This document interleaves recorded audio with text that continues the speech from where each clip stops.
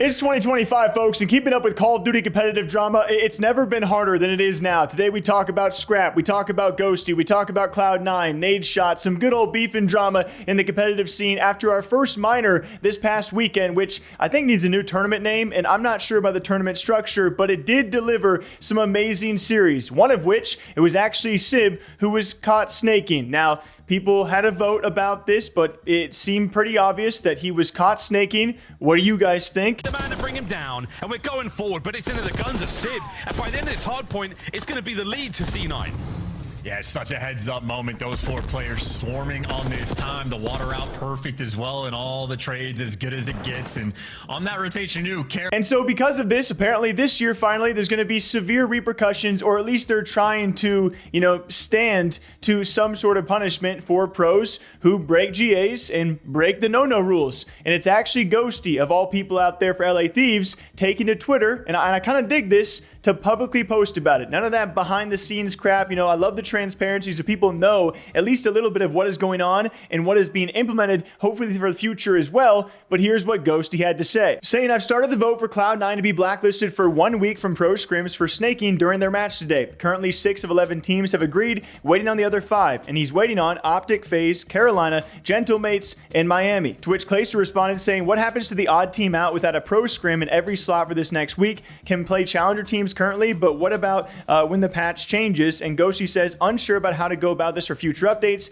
but definitely down to keep discussing it. SIB jumped in, of course, I think rightfully so, because he was the one caught snaking, saying fair, but keep the same energy all year because come tournament time, nobody says nothing, especially for champs. Ghosty says, can't disagree about champs with it being the last event, but I just want to set precedent for this. Since we always let crap slide in prior seasons, we're discussing in chat, but it will not be 1 week, as that's not similar to last year's punishments. And then Krem jumps in saying, we've already been punished. We're put on Chicago for our first 2 matches. I think we brushed this one off low key. And then Dante eventually responding again saying, nah, I'm hearing you, not justifying me on the Lambo, but like Daniel, how long is this precedent really lasting? And even Ghosty admits, I'm really hoping that it stays this way the entire year, but you never know. As we've seen these kind of punishments a little bit in the past, but they usually do tail off. And then how do you punish someone for champs behavior when post champs, we're just already in the offseason? I think people are more likely to forget. Sometimes it'll be dragged on for a little bit in the drama, and it probably won't have too severe repercussions, or probably,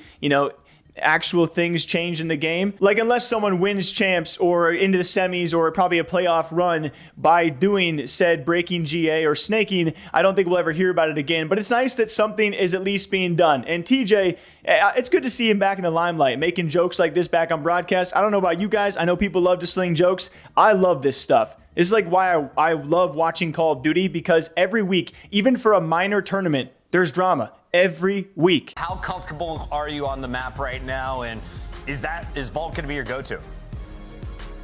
As of right now, yeah, our Vault's looking pretty good. I think I just needed to snake a little bit more on that map to get some more kills or something. I don't know, but why is that though? Who was snaking? I don't know. Someone map 1, I think. We got a clip after map 1. I'm not sure who it was. I think it was. I'm not sure. And so Cloud9 set to be blacklisted. I think that's probably a good precedent to set. But I think SIB also, he admits to it, which is awesome. But he does say, how long is it going to last? And that's something I also kind of tend to agree with. We're very early on in the CDL season after a bit of an extensive break to kick off the season. And so will this continue after the first major, after the second major? And will these pros be as attentive to want to vote? Will Ghosty be, or other pros be, as forward facing as like, hey, we should do something about this? And of course, you then need everyone else to be like, yeah, we should. So we'll wait and see. But at least this time, something was done. And if nothing is done in the future, we'll look back on these moments. And we did see some big upsets regardless at the point of me recording. Optic falling, which is pretty crazy. They almost fell to Boston Breach, and that would have been a wild upset. It seems like Breach every now and again just loves to play Optic close, but they get upset by the Ravens, and we have a couple reverse sweeps out there. It was a nice little sprinkling when it comes to the little run here. I'm not a huge fan of the single elimination, and maybe some pro players out there or some owners were also not a fan of the format after losses from a team like LA Thieves Nadeshot was certainly not happy, as he took to Twitter, saying, "I don't want to see our guys log off the game until the first major. Clearly the foot was taken off the gas pedal over the break. Figure it out at LA Thieves." And someone said, "One series, bro, it's all right." Nadeshot says, "If they're happy losing one series, then we signed the wrong team. I'd imagine they are just as mad as me, if not more. Obviously don't expect them to win every match, but we gotta act like we should and want to win every match. Not hard to understand." To which, of course, everyone wants to get involved. So we got Scrap talking to Dashy about this, which people have mixed feelings about Scrap talking back to an owner. People also have mixed feelings about Nadeshot as an owner tweeting like that about his team. And I understand, like, totally understand both sides. Like, it is unconventional to have someone like Nadeshot, after a team loses one series in a single elimination minor event, to have an owner talk about the team like that. It is unconventional. And so some people don't like it. Some people do love it. The same could be said for someone like Scrap, who then talks back to that same owner. I'm here for it, though. All right, you guys know me, middle of the road. Here's what Scrap had to say. Wait, are you in a pub because of, like, actually, no, wrong. What? Nade was going rogue, bro. Yeah, that guy's another word I can't say. Fucking idiot, man. But nah, I hopped on Rocket League. We're gonna go home. That's what we call a hellstorm. I think we're losing because I'm not on the fucking game. Like, I play the game 10 hours a day. What the fuck you talking about? You need to play 14. That guy's actually hilarious, bro. Yo, I was crying when I saw Nade tweet that. All I can think about, I don't even care about the rest of your team's reaction. I just care about your reaction. Like when Paco probably don't use Twitter like that. You probably, I don't know, really. Dill, you don't really, like, you don't really take it serious. Yeah. Dan is probably just, like, getting another J. To which I'm not exactly sure of the timeline. It was probably right around the same time where Nadeshot also went on a little rant about Scrap and the supposed beef that he did have. And he talked about Ernie and how he was a good kid and how he was very polite in person. But, you know, apparently Scrap had texted Nadeshot and he was like, "Hey, no, I shut that down right away. You're not talking back to me. I pay your checks. I'm your boss. I'm your boy, but I'm also your boss." At the end of the day, what I'm trying to say is that I expect the best out of these boys, no matter how big or small the match actually is. And I texted him, bro, because Scrap had words for me via text, and I shut that shit down right away. I'm like, "Hey, listen, Ernie, I love you to death. My wife and I, we had you over to the house. I know you're a good kid." You know, people like to get on Scrap's ass because of all the shit he's been talking and kind of just like his aura and his presence and his attitude. But I'm telling you, bro, that kid Thomas, aka Ernie, aka Scrappy, is like a super, super nice kid. Came into the house, like, asked my wife a bunch of questions about how she was doing.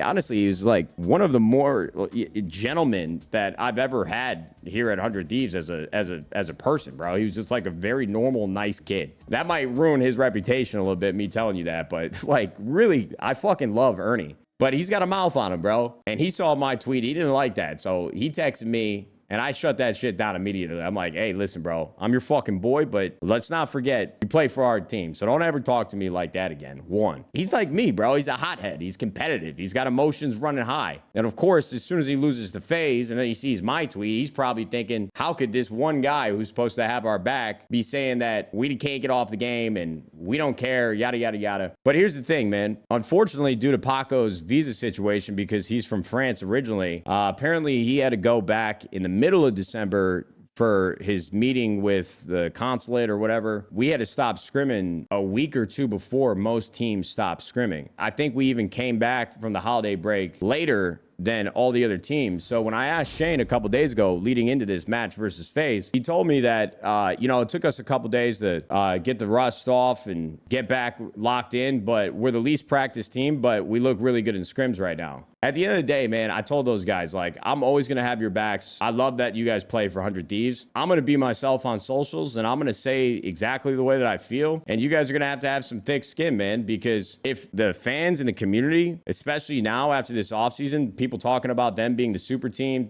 them talking about Thieves being the best team in the game on paper, we got to prove that. We got to show that. We got to perform like that. There's just a lot of pressure on those guys. The way that I see the team is not any different in most cases than the way that the fans see the team.